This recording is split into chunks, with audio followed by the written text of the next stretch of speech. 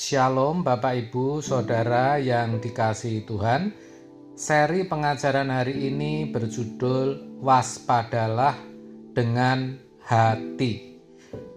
Dalam Amsal 4 ayat 23 dikatakan, jagalah hatimu dengan segala kewaspadaan, karena dari situlah terpancar kehidupan.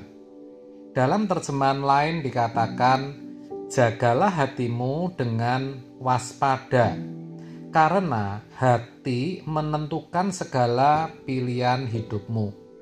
Itu artinya kita harus selalu waspada dengan hati kita kalau kita mau setiap pertimbangan, pilihan, dan keputusan kita berkenan kepada Tuhan. Ini penting sebab hati manusia sesungguhnya licik. Betapa liciknya hati, lebih licik daripada segala sesuatu.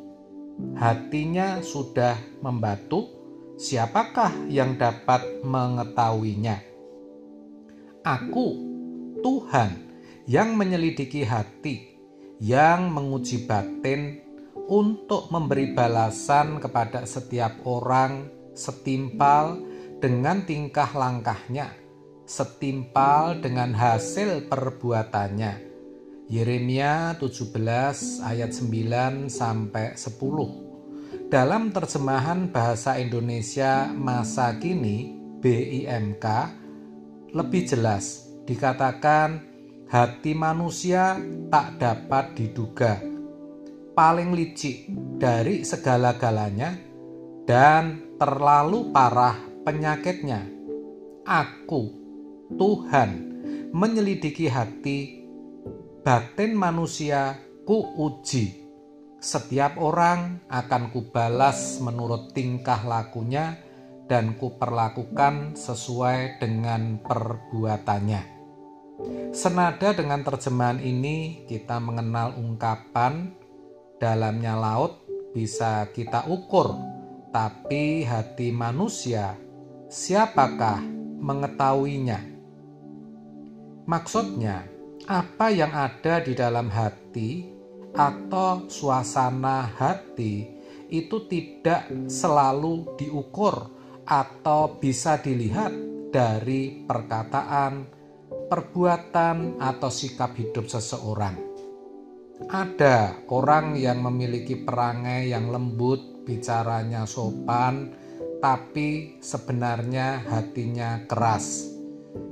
Ada orang yang kelihatannya baik, tapi sebenarnya hatinya jahat. Yang lebih parah, orang bisa saja tampaknya pergi ke gereja, memuliakan Tuhan dengan pujian, tetapi hatinya jauh dari Tuhan. Dan itu jelas disiratkan dalam Matius 15 ayat 8. Itulah kelicikan hati manusia. Dalam terjemahan BIMK tadi dikatakan bahwa hati paling parah penyakitnya. Ini sungguh benar adanya.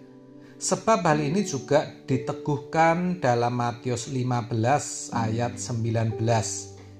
Dikatakan, karena dari hati timbul segala pikiran jahat, pembunuhan, perzinahan, percabulan, pencurian, sumpah palsu, dan hujat. Itu semua sejatinya berasal dari penyakit hati. Maka memang benar dan harus kita akui bahwa dari hati terpancar kehidupan, yang artinya kita bisa memiliki hidup yang berkenan kepada Bapa, yang menyenangkan hati Tuhan, kalau hati kita suci dan bersih. Sebaliknya, kita pasti kelak akan terpisah dari Bapa kalau hati kita cemar dan kotor. Sebab hati yang kotor menghasilkan hidup yang tidak berkenan. Kita harus perhatikan betul bahwa Tuhan adalah Allah yang menyelidiki hati dan menguji batin manusia. Bahkan Allah akan membalas setiap orang menurut tingkah lakunya sesuai dengan perbuatannya. Yeremia 17 ayat 10. Jadi, dengan mengerti kebenaran ini, kita jadi ngeri.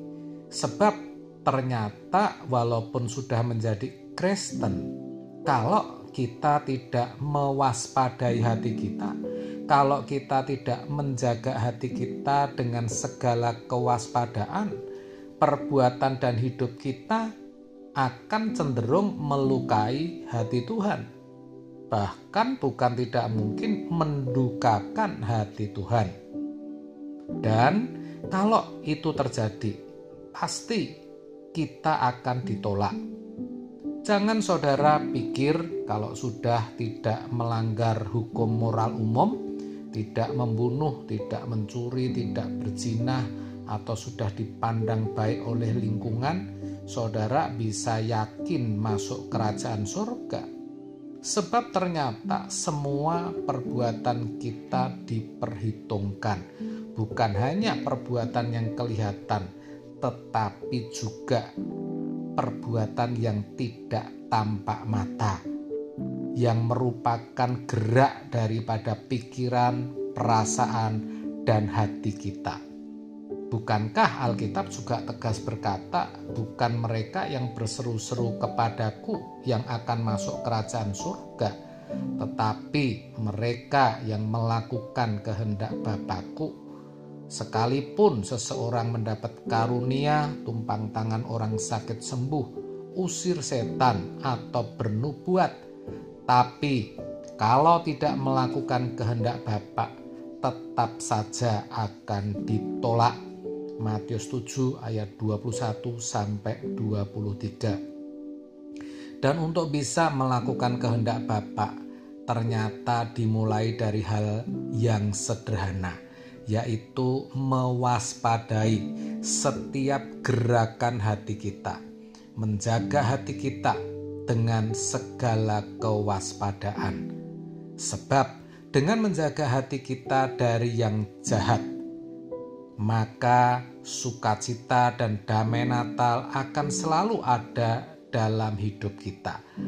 Dan sikap hidup, perbuatan, dan tutur kata kita pastilah akan berkenan kepada Allah. Oleh sebab itu, mari kita persiapkan hati untuk menyongsong tahun 2024 dengan mewaspadainya. Amin. Tuhan Yesus memberkati.